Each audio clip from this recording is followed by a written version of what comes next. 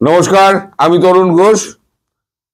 আজকে একটা ছোট আপডেট দেব বলে আপনাদের সামনে এলাম। এটা কনফার্ম হয়েছে যে আজকে সন্ধ্যা রাতে ফেরার আগে, পুতিন দেশে ফেরার আগে রাত্রি 9টায় উনি দেশে ফিরছেন। তার আগে উনি দেখা করবেন 7টার সময় দ্রৌপদী মুর্মু, আমাদের রাষ্ট্রপতি, মহামান্য রাষ্ট্রপতির সঙ্গে। তারপর আধ ঘন্টার জন্য উনি মিট করবেন বাংলাদেশের প্রধানমন্ত্রী শেখ হাসিনার সঙ্গে। ওখান থেকে ডিরেক্টলি তিনি এয়ারপোর্ট চলে যাবেন। এয়ারপোর্ট থেকে 9টার সময় উনি ভারতের মাটি ছাড়বেন। এখন এর মধ্যে যে প্রোগ্রামগুলো আছে তার মধ্যে একটা জিনিস জানা গিয়েছে কাল রাত্রিবেলা। কাল রাত্রে অনেক রাত অবধি জেগেছিলাম। আমি সকালবেলা উঠে এই ভিডিওটা করে আমি একটু বেরোচ্ছি, কারণ আমার একটা মামলা রয়েছে। সে মামলাটা আমায় অ্যাটেন্ড করতে হবে। মামলাটা করে ফিরে আসার পর আমি দ্বিতীয় ভিডিওটা করব, যেখানে বাংলাদেশের সম্পর্কটা রয়েছে। আমি যেটা বলছিলাম না, এখানে বাংলাদেশের সম্পর্ক রয়েছে। বাংলাদেশের সম্পর্ক রয়েছে, এবং বাংলাদেশ সম্পর্কে যে খবরটা পাওয়া যাচ্ছে সেটা আরেকটু কনফার্ম করতে হবে যে চীনের এখানে একটা ইনভলভমেন্ট আছে। মানে চীন পাকিস্তানকে দিয়ে, টার্কিকে দিয়ে কিছু অস্ত্র, অর্থ পেছন দিক দিয়ে সাহায্য করার জন্য বাংলাদেশে পাঠানোর কথা চিন্তা করেছিল। যুদ্ধটা একবার শুরু হয়ে গেলে এই অস্ত্র আর এগুলো যেগুলো পাঠানো হয়েছে সেগুলো সমস্ত যে জায়গায় মজুত করা আছে, সেই জায়গাগুলো সমস্ত পিন পয়েন্ট করে কেজিবি একদম দিয়ে গেছে, যেগুলো মোসাদ, আমাদের রয়ের সঙ্গে পুরোপুরি মিলে গেছে 100%। মানে ওইখানকার তথ্য, ওদের গোয়েন্দা তথ্য এবং আমাদের গোয়েন্দা তথ্য 100% মিলে গেছে, যেখানে দেখা যাচ্ছে যে এই জায়গায় সমস্ত অস্ত্রগুলো মজুত করা আছে। সেই অস্ত্রগুলোর বলে কিন্তু এরা এত লাফালাফি করছে। আর এদের মধ্যে কিছু জেহাদি তৈরি হয়েছে, যারা জেহাদ করার জন্য বিভিন্ন পথ দিয়ে ভারতবর্ষে ঢোকার চেষ্টা করছে। এখন সে বিষয়ে বিস্তারিত কথাবার্তা কি হয়েছে আমার জানতে একটু সময় লাগবে। তো যেহেতু আমি বেরোচ্ছি, এবং শেখ হাসিনার কথাবার্তা কি হবে, কারণ 7টা থেকে দ্রৌপদী মুর্মুর সঙ্গে, আমাদের রাষ্ট্রপতি মহামান্য দ্রৌপদী মুর্মুর সঙ্গে দেখা করার কথা। তার 7টার থেকে 8টা অবধি, তারপর ওনার যেতে যাওয়ার সময় ওই গিয়ে আধ ঘন্টা প্রধানমন্ত্রী শেখ হাসিনার সঙ্গে উনি দেখা করবেন। দেখা করার পর উনি তারপর পালাম এয়ারবেস থেকে উনি যেখানে নেমেছিলেন, আবার ওখান থেকে উনি দেশে ফিরবেন। ফলে এই রাত্রিবেলা যে শেখ হাসিনার সঙ্গে যে কথাবার্তাগুলো হবে, সেই কথাবার্তাগুলো আমার জানতে একটু সময় লাগতে পারে, একটু মানে ডিটেলে জানতে গেলে। তবে বাংলাদেশের ব্যাপারটা আমি জেনে যাব। আমি কোর্ট থেকে ফিরে আসি, কোর্টেও আমি সারাক্ষণ তো ব্যস্ত থাকবো না, আমার তো হাজিরা দেওয়ার ব্যাপার। তো কোর্ট থেকে ফিরে এসে আমি সমস্ত কিছু আর কি টেলিফোনে আমি জোগাড় টোগাড় করে নেবো। আমি সন্ধ্যাবেলার ভিডিওতে আমি ওইগুলো আপনাদের দিয়ে দেবো।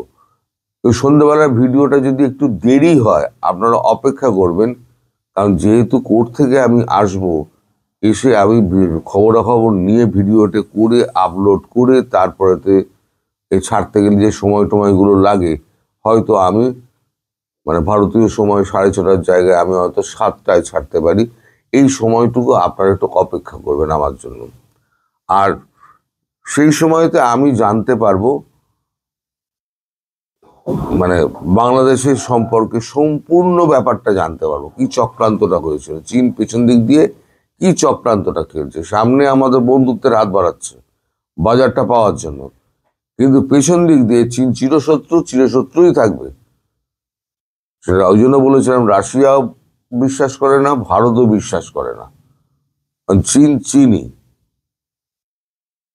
চীনের পরিবর্তন হবে না। তো সেক্ষেত্রে চীন কি কি করেছে এবং কি কি করতে চাইছিল, যেখানে সমস্ত লাইনগুলোকে কেটে দেওয়া হয়েছে, চীনের সমস্ত প্রচেষ্টাকে নষ্ট করে দেওয়া হয়েছে, এবং যেখানে যেখানে ওরা অস্ত্র মজুত করেছিল, কেজিবির এজেন্ট এবং আমাদের এজেন্সি দুজনেই কিন্তু মিলিয়ে দেখেছে যে এখানে দুজনেই এটাই ইনফরমেশনটা মিলে যাচ্ছে। ফলে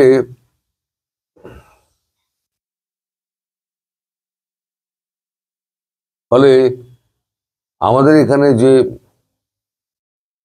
এইগুলোকে নিয়ে এখন রাশিয়ান একটা টিম থেকে, কেজিবির একটা টিম থেকে যাচ্ছে এইখানে, আর রয়ের একটা টিম, এরা দুজনে একসঙ্গে কাজ করবে।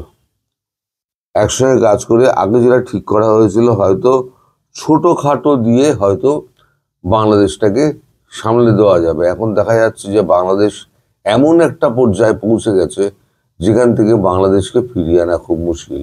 ফলে এবার যে আঘাতটা আসবে, খুব শিগগিরই হয়তো আঘাতটা আসবে, হয়তো পুতিন যাওয়ার আগেও, পুতিন যাওয়ার পরেই হয়তো এই আঘাতটা আসবে, কিন্তু তার আগে মানে এই সমস্ত ঘর গোছানোর ব্যাপারগুলো এরা দুটো দেশ মিলে, দুটো দেশের গোয়েন্দা সংস্থা মিলে এগুলোকে ঠিক করবে।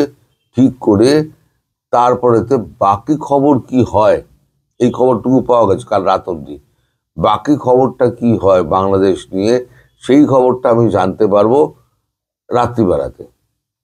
মানে আমি ফিরে আসার পর আমি আপনাদের জানাতে পারবো রাত্রিবেলাতে। আর শেখ হাসিনার সঙ্গে দেখা যখন হবে, সেটা হয়তো 8টার পরে, 8টা সোয়া 8টা নাগাদ দেখা করে উনি আধ ঘন্টা কথা বলবেন, যেটা শিডিউল আছে, আধ ঘন্টা কথা বলে এবার উনি সোজা পালাম এয়ারবেসের দিকে চলে যাবেন, যেখান থেকে উনি ফ্লাইট ধরবেন। তো ওই সময়টুকুর জন্য আপনারা একটু অপেক্ষা করবেন। ওখানে আমি যতটা পারবো আমি কোর্ট থেকেও টেলিফোন দেবো, আমি কোর্ট থেকেও চেষ্টা করবো বাইরে এ করে যে খবর টবরগুলো জোগাড় করা, বাংলাদেশের কোন কোন অংশ কি কি ব্যাপারে এর মধ্যে জড়িয়ে রয়েছে। নইলে এত তড়িঘড়ি পুতিন আসতেন না। পুতিন এটাই বলতে এসছেন যে এর পেছনে চীনের এই চক্রান্ত রয়েছে, দেখুন এই হচ্ছে আমাদের ইন্টেলিজেন্স রিপোর্ট, আপনাদের ইন্টেলিজেন্স রিপোর্ট আনুন, আর দুটোকে মেলান, দুটোকে মিলিয়ে দেখা যাচ্ছে ঠিক আছে। তাহলে এটা হচ্ছে একদম কনফার্ম খবর। ওই জন্য উনি তাড়াতাড়ি এসছেন, কোনো ডিপ্লোম্যাটিক চ্যানেলে উনি কোনো বার্তা পাঠাননি, উনি তাড়াতাড়ি এসে উনি সমস্ত কিছু বলে টলে গেছেন, আলোচনা করে গেছেন। এবার রাশিয়ার রোল কি হবে এই যুদ্ধে, বাংলাদেশ যুদ্ধে রাশিয়ার রোল কি হবে এবং ভারতের রোল কি হবে, রেসিপ্রোকাল একটা ব্যাপার আছে না। এখন ভারতের মাটিও রাশিয়া ব্যবহার করতে পারবে, রাশিয়ার মাটি ভারতও ব্যবহার করবে। আর একটা কথা শোনা যাচ্ছে, রাশিয়ার ওপরে আঘাত মানে ভারতের ওপরে আঘাত, আর ভারতের ওপরে আঘাত মানে রাশিয়ার ওপরে আঘাত, এরম একটা চুক্তি আজকে হায়দ্রাবাদ হাউসে এই 1:30টার সময় এখন একটা হবে। যে চুক্তিগুলো হবে তার মধ্যে একটা, যেটা আগেই বলে দিয়েছে আমরা বাইরে প্রকাশ করব না এই চুক্তি।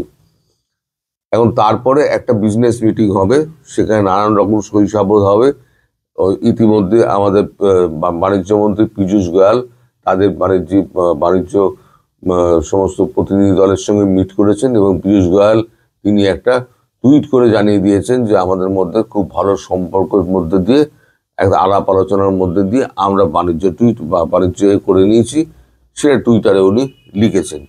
তো সমস্ত ব্যাপারটা নিয়ে আমি সন্ধ্যেবেলা একটা ডিটেল ভিডিও করব। এখন এইটুকু আপডেট আপনার জানাবার জন্য এলাম যে আজকে আমি যেটা বলেছিলাম আমার খবর পাকা ছিল। আজকে দেশে ফেরার আগে শেখ হাসিনার সঙ্গে দেখা করে তার সঙ্গে কুশল বিনিময় করে, নিশ্চয়ই কোনো রকম ব্যাপার ট্যাপার আছে, খবরটা পেতে হয়তো আমার হয়তো আগামীকাল হবে, কিন্তু খবর আমি পাবো আগামীকাল হয়তো হবে। কিন্তু আজকে মিটিংটা কখন হবে সেটার উপরে নির্ভর করছে যে খবরটা কি হবে না হবে।